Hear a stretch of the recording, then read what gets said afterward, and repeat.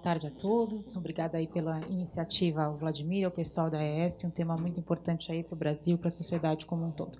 Vou finalizar aqui com a parte da tributação da propriedade, que perto dos outros problemas que a gente tem aí é quase o paraíso aqui, a tributação da propriedade. Mas a gente tem alguns ajustes importantes para fazer, especialmente porque a gente vai ter que ter alguma recompensa aí, entre bases tributárias por conta de algumas desonerações antes previstas. Então, vamos lá. Hoje a gente tem aqui um retrato da tributação da propriedade no Brasil.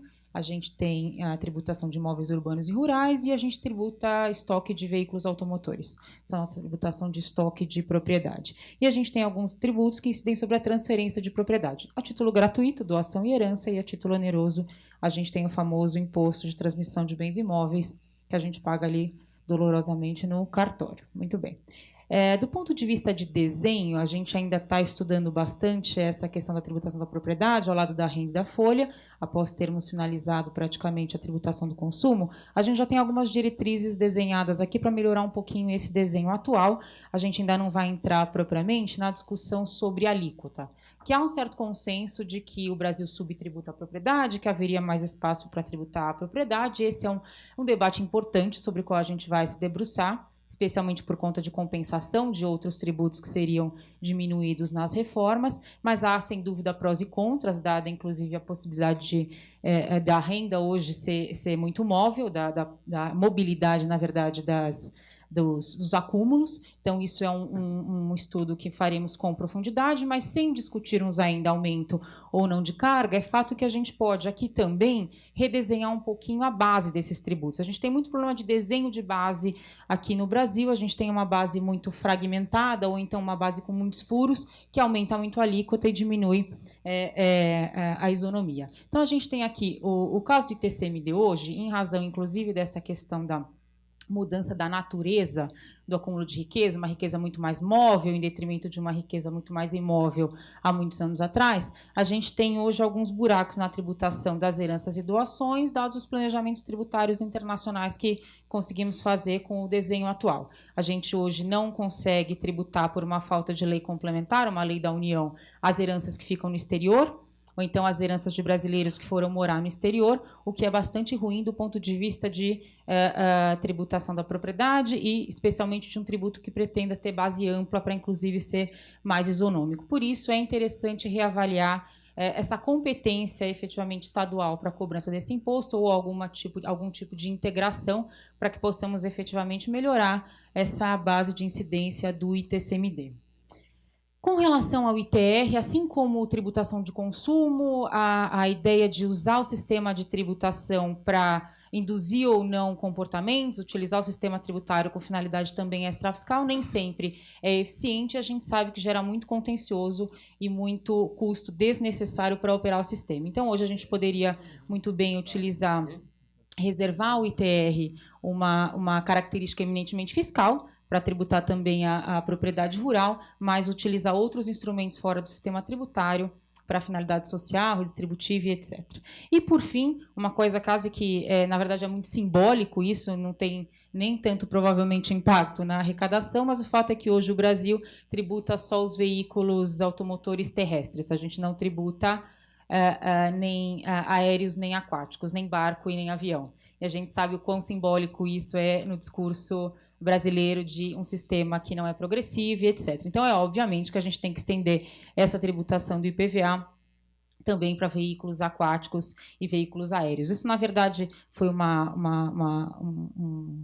acho que um deslize do nosso Supremo Tribunal Federal, e precisamos resgatar isso para melhorar a base, corrigir a base da tributação da propriedade. Sem dúvida alguma, IPTU e ITBI, hoje a gente tem alguns problemas muito mais de cobrança, especialmente no IPTU, mas esses ajustes não dizem respeito propriamente ao desenho do sistema, né? A tributação municipal da propriedade hoje é uma tributação relativamente eficiente, e o que acontece é que há um problema político. É muito mais difícil cobrar e aumentar ITBI e IPTU do que ICMS e ISS, né? A gente tem uma maior proximidade aí do eleitor com o governo, então seria um problema político para tanto rever a planta de valores, como efetivamente aumentar esses impostos. Mas, em termos de desenho do sistema, a gente tem um desenho relativamente acomodado por parte do IPTU e do ITBI. Então, as mudanças ficariam nessa ordem inicialmente de prioridade. Sem dúvida alguma, a primeira revisão do ITCMD, a gente limparia o ITR e corrigiria essa distorção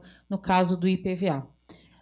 Esse é são nossos pequenos ajustes iniciais para a tributação da propriedade. Como eu disse, discussão sobre aumento ou não de tributação da propriedade é um debate que talvez deva ser reservado muito mais para aumento ou não de alíquota, para compensar outros tributos e analisar um pouquinho dos prós e contras disso, do que propriamente mexer no nosso desenho, que está relativamente bem acomodado comparativamente aos demais. Agora, acho que a gente tem alguns comentários finais e depois talvez algum tempinho para perguntas. Vou devolver a palavra para o Bernardo Api, que vai fazer mais alguns comentários aí.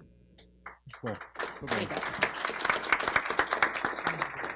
Sendo bem rápido, porque a gente já está bastante avançado na hora, basicamente o que a gente quer mostrar é o seguinte: olha, as distorções do sistema tributário brasileiro são tão grandes que hoje é possível fazer mudanças que simultaneamente aumentam a eficiência econômica, ou seja, aumenta a produtividade do país, e muito, não é pouco, e melhora a distribuição de renda.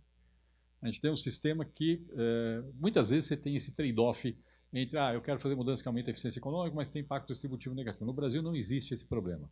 A gente tem condição de fazer mudança no sistema tributário em que você aumente a eficiência econômica, por um lado, e, ao mesmo tempo, melhore o impacto distributivo da tributação.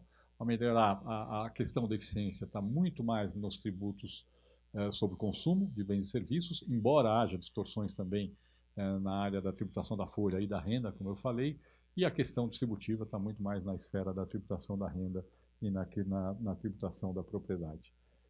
Basicamente, falando assim, tudo que a gente está propondo aqui é melhorar a qualidade do sistema tributário. A discussão é essa, não é uma discussão de quantidade. Carga tributária é uma questão de despesa. Você gasta mais, vai ter que arrecadar mais, gasta menos, vai ter que arrecadar menos. Então não vamos discutir carga tributária aqui. O que a gente está propondo aqui é melhorar a qualidade do sistema tributário brasileiro, tanto do ponto de vista do seu impacto econômico, do ponto de vista do crescimento econômico, quanto do ponto de vista do seu impacto sobre a distribuição de renda. Acho que é basicamente isso. Obrigado. Podemos abrir para o debate, né?